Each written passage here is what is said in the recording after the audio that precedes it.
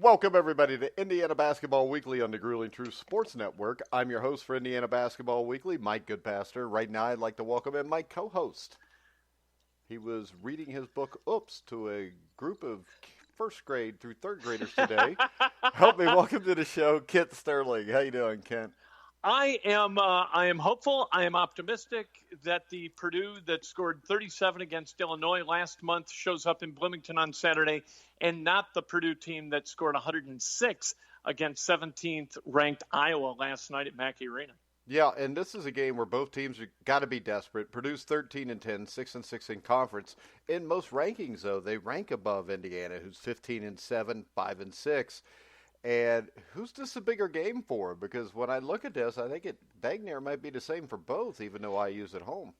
I think it's totally critical for both. I think for Purdue to really lay claim to a position in the NCAA tournament, they can earn that on Saturday with a win at Assembly Hall.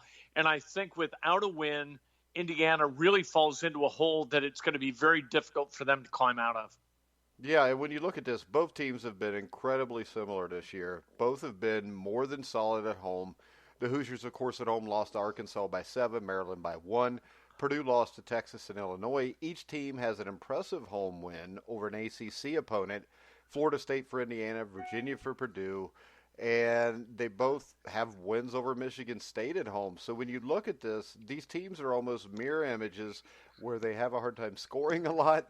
But they play good defense. There's really not much to split here when you look at these teams. So my question is, what matchup here favors Indiana more? Wow, that is a great question. It certainly isn't going to be in the backcourt. I hope that Trace Jackson Davis, whomever he matches up against, I don't know whether that'd be Williams or Harms, but I hope he has a good day, because if he doesn't, I don't know who's gonna, because Nogel Eastern can flat out defend anybody. Yeah, I know. That's a damn shame, too. And Hunter's pretty good. I mean, they're a good defensive team, and we've seen it all year long. And offensively, they have a really, really tough time. If they hit shots, and they're not going to, I mean, it's ridiculous to think that they could possibly go 19 of 34 from beyond the arc again. There's no chance of that happening. But, man, if they shoot anything like they did last night against Iowa, Indiana just doesn't have a chance. Yeah, and, you could always say if Indiana shoots the way they did in a particular game, they don't either. But the thing about Indiana and the thing about Purdue is we'd never see a back-to-back performance like that from either one of them. Right, and that's a good thing because, that's water's going to find its level, right?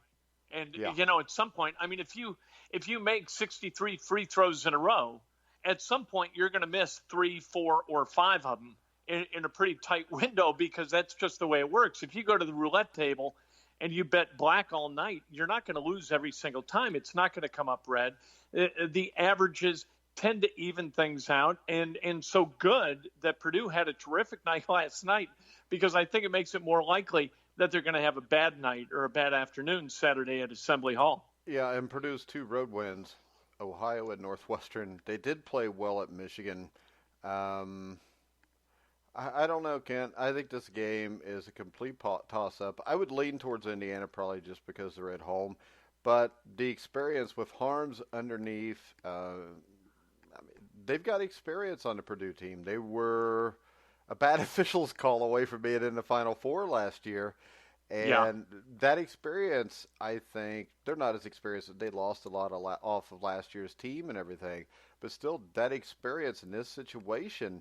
And then how long has it been since they've won 4 straight in Bloomington? And that's where we're at. Yeah, I mean, that'd be stunning to me. But if I gambled on college basketball, which I think is crazy, like putting money, gambling that 18 to 22-year-old guys who are distracted by everything in life, that they're going to show up and their behavior is going to be predictable, to put money behind that, I think is insane. But especially in a game like this, where Indiana is so up and down, Purdue is so up and down, to try to figure out, exactly what is going to cause one team to be good and what is going to cause another team to be bad on the same day. That's impossible.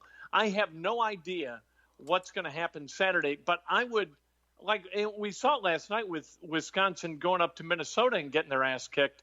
I think if you bet against the home team in the Big Ten this year, unless it's Northwestern, you are crazy. It looks like home court is worth about 15 to 20 points.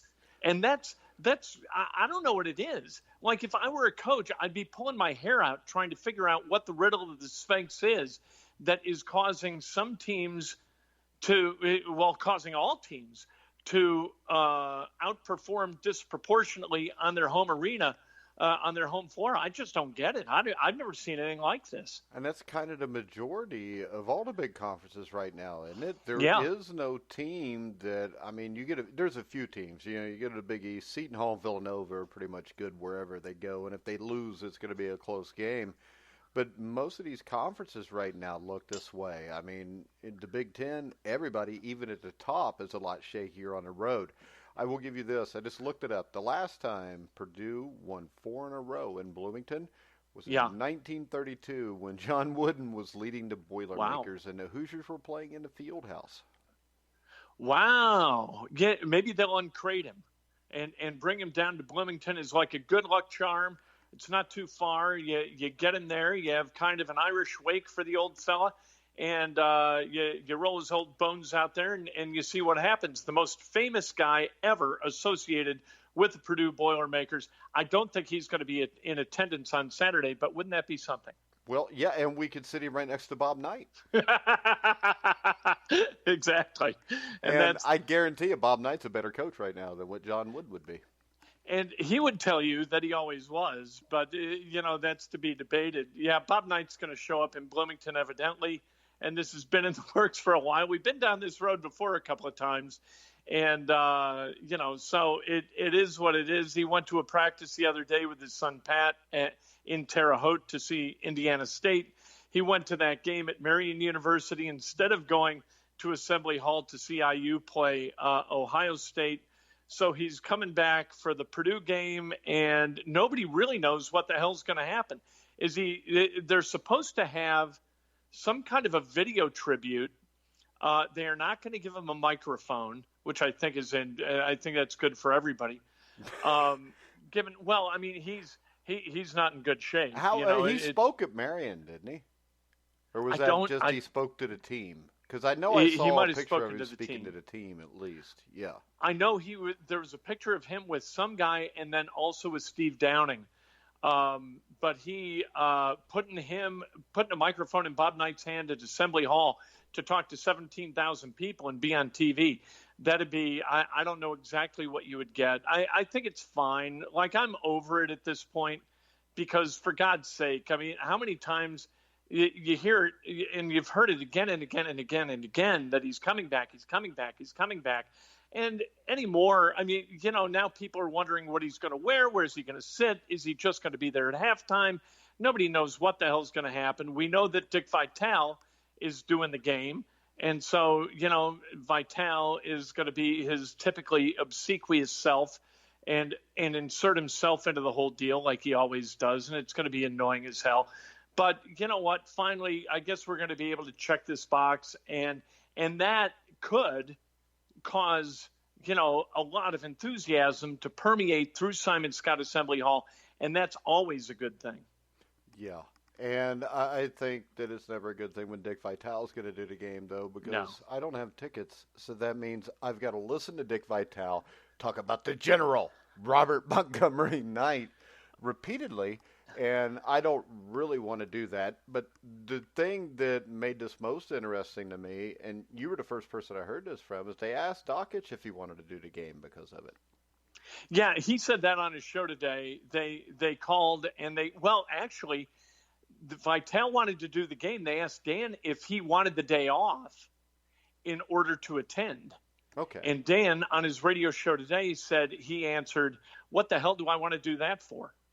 And so that means it wasn't going to be a paid day off, right? No, exactly. This was going to be Dan having a day off in the season that wouldn't count against the allotment or would count against the allotment of off days that he has during the season, I guess. And Dan has no whatever nostalgia Dan has for a night at Simon Scott Assembly Hall, I think drifted away before 1997 when he left Knight the first time to go coach at Bowling Green. Yeah. And, I mean, what effect does this have on the team? We talked about the crowd, but does it have effect on guys who basically weren't even alive when Bob Knight was in Assembly Hall coaching? No, I don't think so. I mean, they have no cognitive memory. Those of whom were alive when Bob Knight was the coach last in 99 and 2000, they don't understand what that was or remember what that was. They know that there was some old guy. I mean, it's like when we were in school, if Branch McCracken had shown up all of a sudden, hey, there's that guy. That would have been the way I looked at that. There might have been people of Slick Leonard's generation who might have wept as Branch McCracken came back or something. For me, it would not have been a memorable and nostalgic experience, and I don't think it's going to be any more so for the players. Now, for the fans, it's going to be different. Yeah, I think the kids will lose their minds, because that's what kids do. 7,800 in that student section are going to go bonkers, and I think the rest of the crowd is going to follow suit, and maybe that momentum of enthusiasm is going to be something that the players feel. But as far as what they know and what their cognition of is, of Bob Knight being the coach at Indiana, I think it's utterly meaningless. All right, so we look at Indiana-Purdue, and when you think Indiana-Purdue, what game or games pop into your head? Well, when my first senior year in Bloomington was the year of the chair toss. And that was the most, what I remember of the moment, and this is so funny looking back on it, I think, is I remember it like, oh, yeah, and I tossed a chair. Like this was completely normal, behavior out of Bob Knight. You never knew what he was going to do, so he never failed to meet expectations. And so you thought, well, he tossed a chair. You had no idea that here we would be 35 years later, kind of pointing at it as this seminal kind of event in Indiana history. But so there's that moment. But I think from that moment forward, for the next 15 years, you had Bob Knight and Gene Cady, who could not look more different, and who were both really intense, both representing really good basketball programs at that point, won a lot of Big Ten titles. Those two guys kind of walking out of the tunnels, their respective tunnels in Assembly Hall. It was so theatrical, right? And Purdue was this gritty kind of, they're like, we're going to defend you until you wilt. And Indiana was more graceful and athletic, and it was just great theater for so long, and then it just kind of withered, and now here we are where we are. Yeah, to me, there's 3 years, 79, 80, and 81. And 79 would have been the NIT final, which a lot of people nowadays go, oh, it's the NIT, but it was a lot bigger deal back then. And I remember Ray Tolbert, who ended up being a co-MVP, who would not back down to Joe Barry Carroll, who ended up being a bust in the NBA because he didn't deal well with guys that didn't back down. But I remember Ray Tolbert playing his butt off, shutting down Joe Barry Carroll, and I think it was Butch Carter hit a shot around the top of the key to win the game. And then 1980 in the Sweet 16. The reason I remember this, of course, I'm a huge Hoosier fan. They were the number 2 seed. They're playing Purdue. I think it was in Lexington, but I'm not 100% sure. And I remember watching this when, was it Raycom or Jefferson Pilot would show like the local tournament games and everything because you didn't have everything on. And I remember in that game where Isaiah Thomas scored like 30 points. But the thing that really stood out to me was Indiana lost that game in a foul line because Purdue made 32 free throws in that game, compared to IU's just 13, which ended up being a huge difference. And that was an Indiana team that I really think could have won it all and possibly won back-to-back years. And then in 1981, Gene Cady's first game against the Hoosiers, And this was also a great game. And the thing I remember most about that was the first matchup between Katie and Knight came to blows when you had Isaiah Thomas and I think it was Roosevelt Barnes for the Boilermakers. They got in a fight, threw punches at each other, and since it was 1980 and, it wasn't the liberal soft society we have now, there was no fouls called. Isn't that amazing? And Indiana won 69-60 or 69-61. And then in 81, you also had the TV show where Bob Knight brought on the donkey with the Purdue hat and introduced him as Jack Purdue and couldn't help but laugh. And Chuck Marlowe was laughing. And that was my freshman year at Indiana. And I thought, this is the craziest thing. If this is college basketball in Bloomington, I am so glad that I came to Bloomington to go to school, because this is great.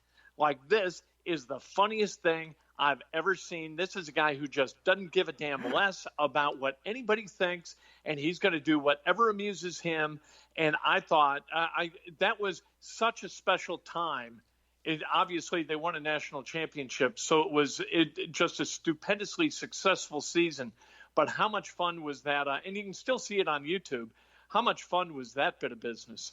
Yeah, and the other two to stand out to me, 1987. I remember Indiana went to Purdue. They were ranked like number 2 or 3 in the country. Purdue was ranked 6, and Purdue shut down Steve Alford and beat Indiana by like 11 or 12 points. And all these Purdue fans are giving me crap. And in the end, though, the one thing I do know is Purdue got upset in the second round like they did every year under Gene Keady by Florida, and Indiana won the national championship. So, and then, of course, 2005, where IU beats Purdue in Gene Keady's final home game. Oh, right. I forgot all about that. How about this for a bad decision? 1979, I'm with New Albany High School students on a trip to New York City. The radio class took an annual trip to New York for spring break. And on that, I think it was Wednesday, that was the NIT championship game. And so it's Indiana and Purdue at Madison Square Garden. And do we want to go to that? But we also had tickets in a block to go see a play called The Crucifer of Blood, which was a Sherlock Holmes play with a guy who played Dr. Bombay in Back to School with Rodney Dangerfield. Anyway, they had a lightning machine on stage, so there was real lightning during the play. And I thought, well, this is fascinating. I'm not going to go to the ball game. I'm going to go to the play because I want to see real lightning on stage created with this little gizmo. I could have gone. Tickets were like $10. I could have gone to the final of the NIT. I didn't, so I could see some dumbass play. Really? Yes. You did that? I regret it to this day. It's been 40 years. I still think, what is the matter with you? I still haven't seen a game at Madison Square Garden. Isn't that unbelievable? Man, I'll tell you, what an idiot. And, it might be sad, doesn't it? But wasn't Glenn Close, Irene St. Clair in that Broadway play? How the hell did you know that? I know a lot of things, Ken. You looked it up. You Googled it. No, I didn't. Which is good for you. I did not Google it. That. I know what The Crucifer of Blood is because it was actually a movie, I think, like in the early 90s that really sucked bad, too. She was in it. That's unbelievable. That's all I know, so I can't really expound on it. But I could Google it and find out more if you want. But yeah, it was like a TV movie at some point in the 90s, and it sucked really bad. So I can't believe was just you picked terrible. That over the 79 finals. And I thought the entire time, oh, did I screw this up? And then you see how that game played out, and Butch Carter, and then you really think you're a moron. And at that point, when I was 16, I was. Yeah. Is that in your book, Oops? You know what? It's going to be an Oops 2. Oops 2? All right. See how I always seamlessly transition into your book before we're done? It's going to be just like Home Alone. Home Alone lost in New York or whatever. This is going to be Oops 2. Idiot in New York. Yeah, but Home Alone 2 sucked, didn't it? Well, it depends. There's a sliding scale of suckage. It was exactly the same movie. Yeah, so like the first so this is going to be exactly the same book. Yeah, just new mistakes. So okay, yeah, but All right, that's just beyond an oops. So to miss the 1979 NIT final for the no Crucibles kidding. of Blood. Jeez. Feel like a complete moron.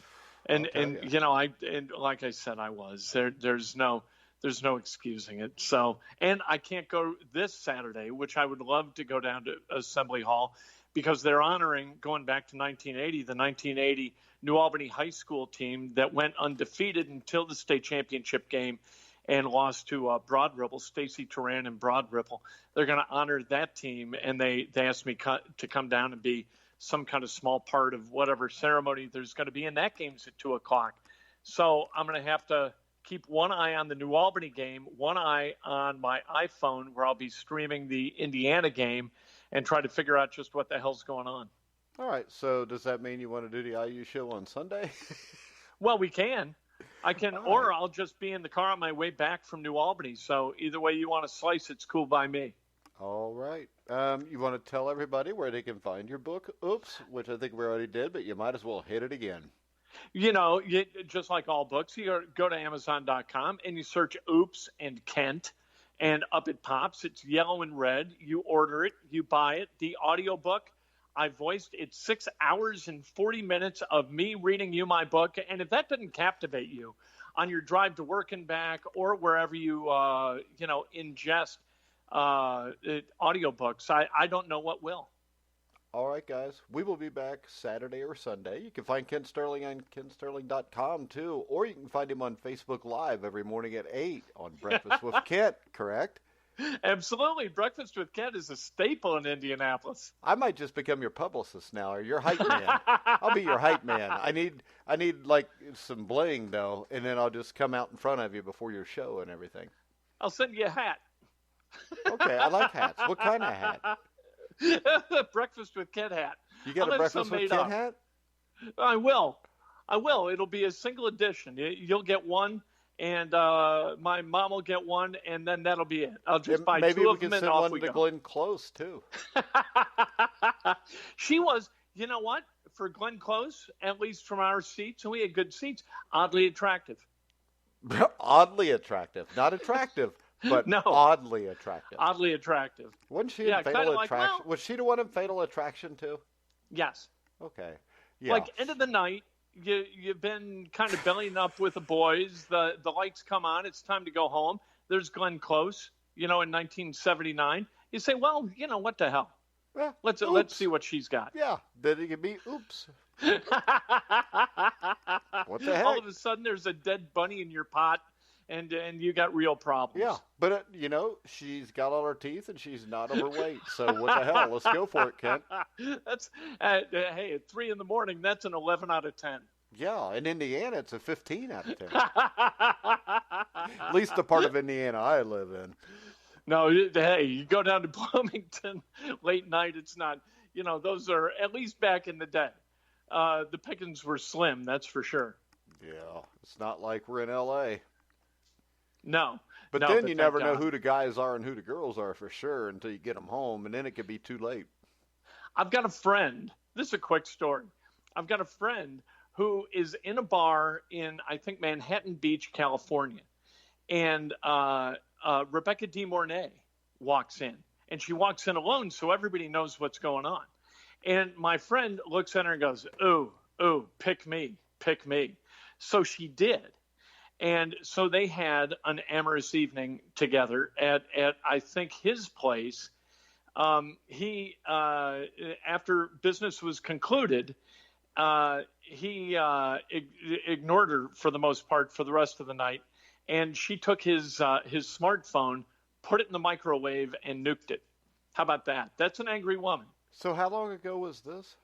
This was probably 10 years ago. Oh, yeah. She was rough looking by then. She was, but not rough looking like she is now. But yeah, this was not risky business, Rebecca De Mornay. This is Rebecca De Mornay, risky business, 7.